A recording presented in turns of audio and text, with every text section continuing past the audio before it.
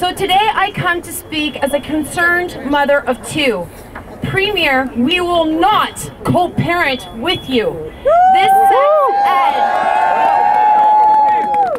sex ed curriculum is tainted, and the only solution is to scrap it all together. Yeah. Do you really expect the parents to be easily fooled into believing that Ben Levin, the former Deputy Minister of Education, did not have his hand on this at all?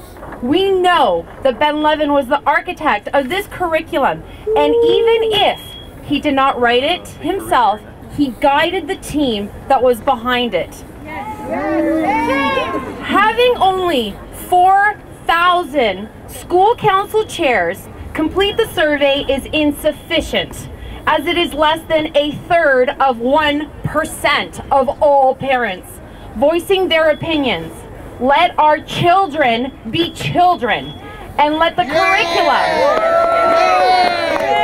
focus on education, such as history, math, English, and science. I agree that we have an issue of sexting and bullying, and yes, that needs to be addressed. But how can Ontario compete when our Premier is pushing a curriculum that pushes sex? Children need to learn to read and write. We are seeing that by the time today's children reach high school, their English is not up to standards. But what difference does that make when our children will be fully informed and indoctrinated with their sexual choices? Shame! Shame! I applaud the two 13-year-old girls for their efforts on the notion of consent. But Premier, you send a very strong message that two 13-year-olds know better than their parents. In protecting my children, Premier, you do not have my consent to teach my children about masturbation or anal sex. And you do not have my consent to teach them about gender identity theory. You accuse MPP McNaughton and a small group of people of fear-mongering. PACE has obtained over 35,000 signatures. 46,000. Thank you. Of concerned parents and grandparents against this curriculum. Over 35-40 parents is not a small group. Sounding the alarm of the dangers of this proposed curriculum is not fear-mongering. If you would have posted the curriculum online in the month of November, we could have all determined if it was appropriate for our children. Parents, we know what our children need, how sensitive they are, and at what pace certain topics need to be taught. MPP Les Sandals, you are not off the hook. How do you hold this position and not do your due diligence? We all know that you have not even read the curriculum, because in your own words, no one expects me to. Actually, that is your job.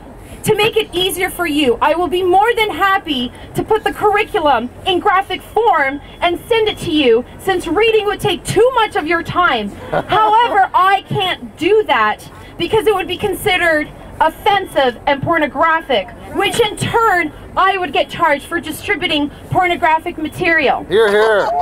So, if it's not okay